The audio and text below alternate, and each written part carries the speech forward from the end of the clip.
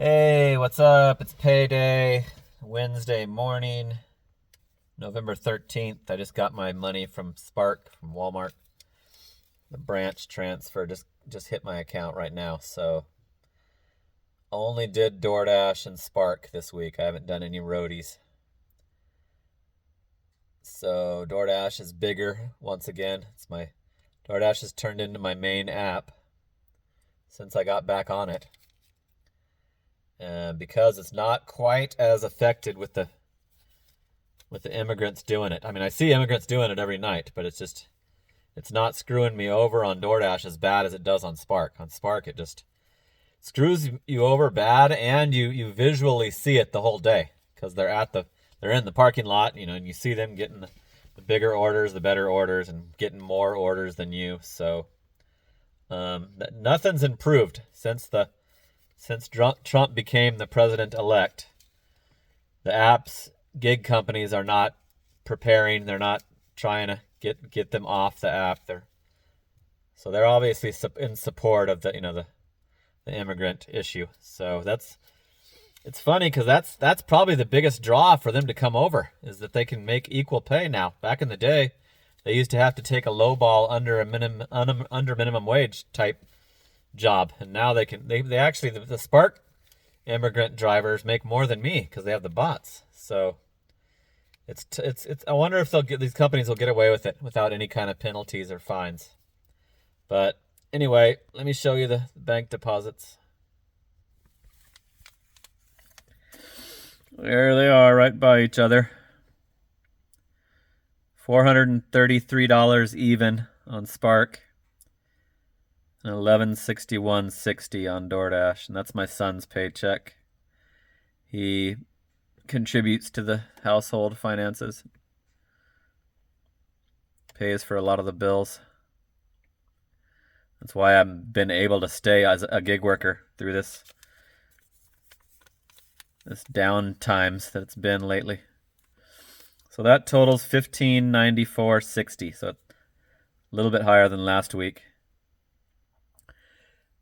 So this confirms I don't need the GoPuff, and GoPuff, I'm actually making more now that I'm not doing any GoPuff, so I'm not gonna try to get back on GoPuff ever. $1594.60 for the week.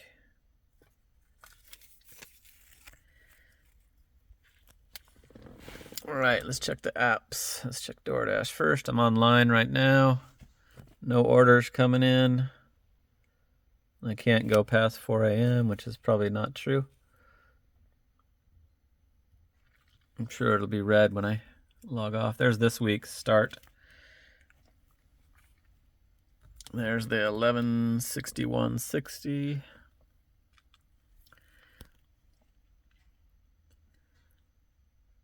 $77 hours, only 34 active.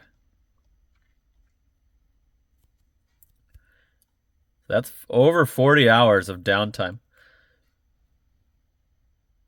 And it will not be like that if they take away the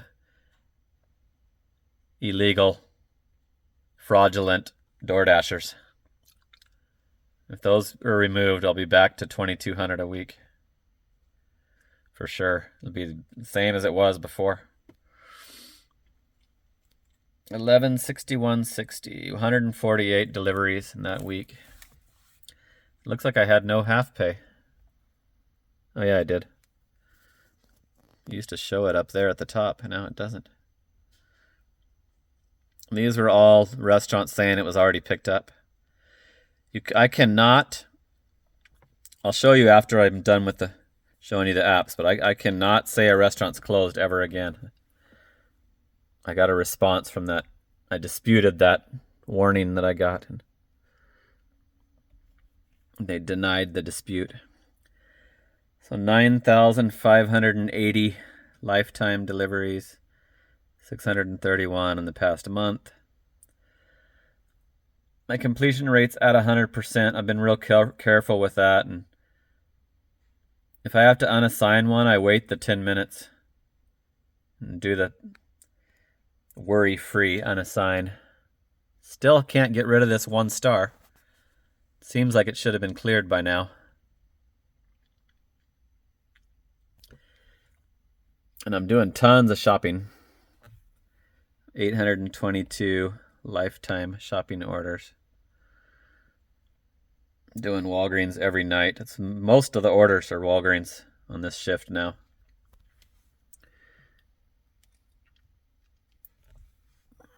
So here's this week so far on Spark with pending tips. Oh, it's only 5. So there's the 433. I did some every day, I think. Trip earnings. Yep, did a little bit every single day last week. So I want to keep this active, even though it's the shittier account for me here in Arizona. I got a Filibertos. It's the crappier account. Look at this one, 20.6 miles. I wouldn't even go to that Filibertos if it was coming back this way. It's over by the 10 freeway. There's a good example of the stupid orders that shouldn't be allowed. It's going to Phoenix. It's from Tempe to Phoenix, and I'm in Chandler.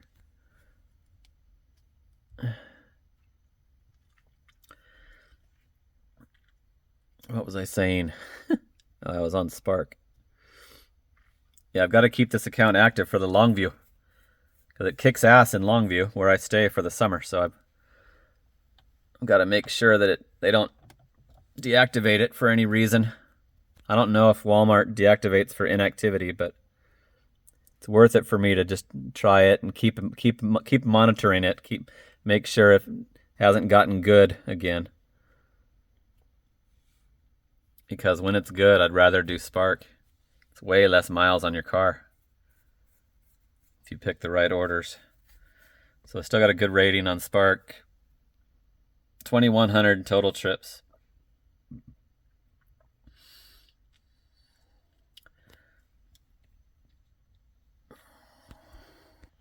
So during my trying to get the platinum on DoorDash, right when I got back on DoorDash, I decided to go for it, and I was kind of like gung-ho with DoorDash since I hadn't done it in a while, and back in town, and the scammer situation, I achieved the 80%, or is it 70? Was it 70? I think I achieved 80, but it was 70% as to how you got the platinum. But I marked some stores as closed that were closed, because I didn't want to screw up my acceptance percentage. And they gave me this warning. One of them was a Chipotle, and they sent me there at like 1 minute till it was closed, and the door was still unlocked, but they told me that somebody else picked the order up. So by the time they told me that, and I came back out to the car, this is on a ride-along. You guys saw that one. It was past the closing time, so I marked it as closed so I could hurry up and move on and keep the ride-along video going and keep the acceptance percentage good. But I also I marked a McDonald's that they say it's open at 4 a.m. and it's not open until 5 a.m. I did it 2 times in a row the same day, because it called me to there at like 4:15 a.m. and then it called me back to it after I drove off from saying it was closed. And I did it again 2 times in a row, which I know that pisses DoorDash off. So I don't know why they're saying that the store really wasn't closed. They don't tell you what store it was and what time it was, which I can understand why they don't, because that proves that you're right. If that's on the little warning, what time you were, given the order and what store it was, then you could just right there, nope, that store was closed at that time. I know that, but they won't give you that information. So let me show you the response I got from the dispute. I got this during my sleep today. This came through. Confirmed a violation of the Dasher ICA and platform access policy. You reported stores as being closed when they were actually open. Bullshit. And this concerns me that they say that you will be paid in full, because To me, that means that I have to worry that I won't be paid in full if I get deactivated. Ensure you are marking stores as closed only if they are actually closed, which I did every time. So you did violate their policy. So I wonder if their policy is that if it's not open yet, you have to sit there and wait till it's open. Maybe there's something in there. Tell me if you guys have read the TOS. Because it's only an hour. They only have that one an hour off at McDonald's. So are you supposed to sit there if you get it at 4:10? Are you supposed to required to sit there till 5 a.m. and then employees have to get in, turn all the fryers on and shit, and make the order, and so it would be over an hour by the time they were able to make it for you and hand it over to you, because it's not a 24-hour store, so they have to get their kitchen going, you know. So, but is that what you're expected to do from DoorDash? Like. So I'm never going to say a store is closed again, and that's my recommendation for you too. And that's not just regional. I would say anybody, and it probably won't affect you. You probably won't need to worry about it if you're not doing the overnight shift like I am, but I would recommend never saying a store is closed ever. Just unassign it. I'm going to just wait the 10 minutes and unassign it if it happens to me, but I'm never accepting an order from that McDonald's again at any time because they have that. So that's another boycotted restaurant.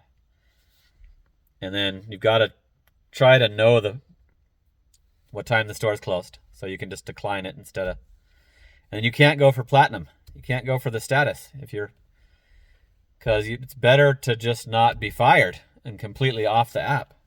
I've discovered now that DoorDash is a valuable app to be on since I got back on it and saw how it's not as affected by the fraudulent account holders as I thought it was going to be. So I'm going to need to try and stay on it. So plus it's good for YouTube. So anyway, that's just trying to be helpful with my fellow gig workers. I would just, if you want to be super safe, don't ever say a restaurant's closed, because they think that if they send you there, it's open no matter what. So I got a Cane's chicken at 3 a.m. last night, and I was just laughing like they close at 1. So anyway, cool. That's it for now. 15.94.60, another decent week. Looks like now that Trump's taken over, I probably won't have to get a regular job ever again, I would think. He's going to be president till I'm over 56 years old. So hopefully after that, my financials would be good enough to not need to worry about switching to a W-2 anymore. All right, that's it for now. Talk soon. Later.